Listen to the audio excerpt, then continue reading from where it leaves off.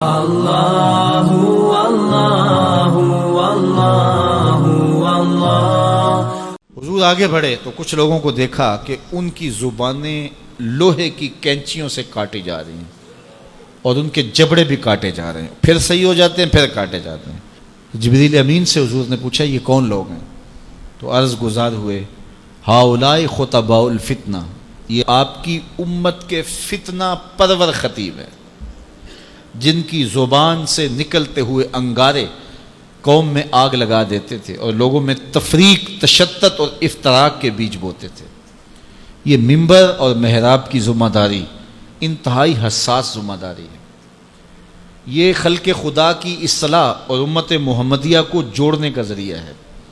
اس سے لوگوں کو بدی سے نکال کر کے نیکی کا راستہ دکھایا جاتا ہے، لیکن اس حساس منصب کو جو نہیں سمجھتے اور اس کو اپنی خواہشات نفس کے مطابق جو منبر و محراب کو استعمال کرتے ہیں، ان کے لیے اتنی سخت وعید کی گئی کہ قیامت کے دن ان کی زبانیں لوہے کی کینچیوں سے کاٹی جائیں گی، ان کے جبڑے کاٹے جائیں گے، پھر صحیح ہوں گے، پھر کاٹے جائیں گے، یہ مسلسل ان کو عذاب دیا جائے گا۔ تو حضور نے پوچھا کہ کون ہیں؟ تو کہا یہ آپ کی امت کے فتنہ پرور خطیب ہیں۔ اللہ اکبر! جو کہتے تھے ان کا اپنا عمل اس پہ نہیں تھا، تو اپنا عمل جب خود ہم اس پہ نہیں رکھیں گے تو وہ اثر انداز نہیں ہوگا۔ بعض لوگ ہمارے پاس آتے ہیں، جناب یہ بچہ ہے اس کے لیے دعا کر دیجئے، یہ نماز پڑھے۔ چلو میں نہیں پڑھتا، ہم نہیں پڑھتے، یہ تو پڑھیں۔ تو میں کہتا ہوں یہ کیسے پڑھیں؟ آپ خود پڑھیں، گھر میں مصلی بچھائیں تو خود بخود اولاد کو ترغیب ہوگی۔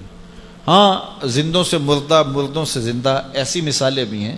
حضرت نوح علیہ السلام کے گھر میں بھی نالائق بیٹا پیدا ہو گیا۔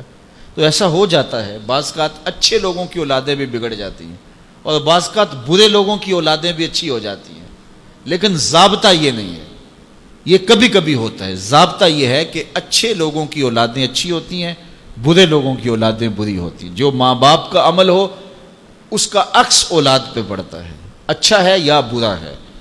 اس لیے ماں باپ کو عملاً اپنے رویے خوبصورت بنانا چاہیے تاکہ وہ منعکس ہوں اولاد میں۔ تو اسی طرح ہمارے خطباء جو منبر و محراب کے وارث ہیں، انہیں زیادہ اس بات پہ توجہ دینے کی بجائے کہ میں گفتگو کو مرتب کروں، دلائل سے مزین کروں، کس موقع پہ شعر پڑھنا ہے، کس موقع پہ نہیں پڑھنا ہے، کہاں آواز کو اونچے لے جانا ہے، کہاں آواز کو مدھم رکھنا ہے، کہاں نعرہ لگوانا ہے، کہاں نہیں لگوانا، کہاں ہاتھ کھڑے کروانے، کہاں نہیں کھڑے کروانے، اس بات کو چھوڑے، ساری توجہ وہ اپنے کردار پہ دے۔ پھر کردار کے اندر سے پھوٹ کر جو گفتگو نکلے گی وہ ٹوٹے لفظ بھی ہوں گے، دلوں کو جوڑ دیں گے۔ اشہد بلال عند اللہ اشہد، بلال کا اشہد ہی وہ دھوم مچا دیتا ہے کہ لوگوں کا اشہد بھی وہ دھوم نہیں مچاتا جو بلال کا اشہد دھوم مچاتا ہے۔ اس لیے ہمیں زیادہ توجہ اپنے کردار کی طرف دینی چاہیے۔ اقبال نے کہا تھا واعظ قوم کی وہ پختہ خیالی نہ رہی، برق طبعی نہ رہی، شعلہ مکالی نہ رہی، رہ گئی رسم آذاں روح بلالی نہ رہی، فلسفہ رہ گیا تلقین غزالی نہ رہی، مسجد مرثیہ خواہیں کہ نمازی نہ رہے، یعنی صاحب اوصاف وہ حجازی نہ رہے۔ تو آج ہماری گفتگو تو زیادہ ہے، جتنے چینل چل رہے ہیں، یہ ماہر سے عام آئے گا تو کیسے کیسے نکلیں گے دین سکھانے والے۔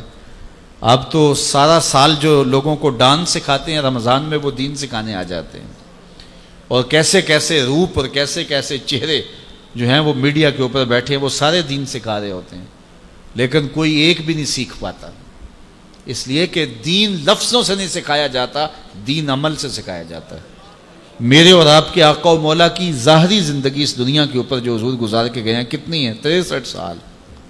40 سال تک حضور نے اعلان نبوت ہی نہیں کیا۔ یار کسی کی ذمہ داری ہے پوری دنیا کے اوپر اسلام غالب کرنا، حضور کا یہی کام تھا نا، پوری دنیا کے اوپر اسلام کو غالب کرنے کے لیے آئے تھے، اور تیزی کے ساتھ وقت گزر رہا ہے۔ 40 سال گزر گئے، ابھی تک دعوت دین ہی نہیں دی، اعلان ہی نہیں کیا۔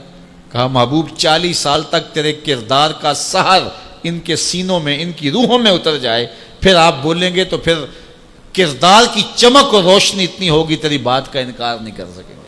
تو 40 سال تک حضور کے کردار کی چمک لوگوں کو جو ہے وہ اپنی طرف بلاتی رہی، اور پھر 40 سال کے بعد حضور نے جو ہے وہ کوہ صفا پہ سب کو بلایا اور بلا کے کہا لوگوں اگر میں کہوں کہ اس پہاڑ کی دوسری جانب سے ایک لشکر آ رہا ہے جو تمہیں کچل کے رکھ دے گا تو میری بات مان لو گے؟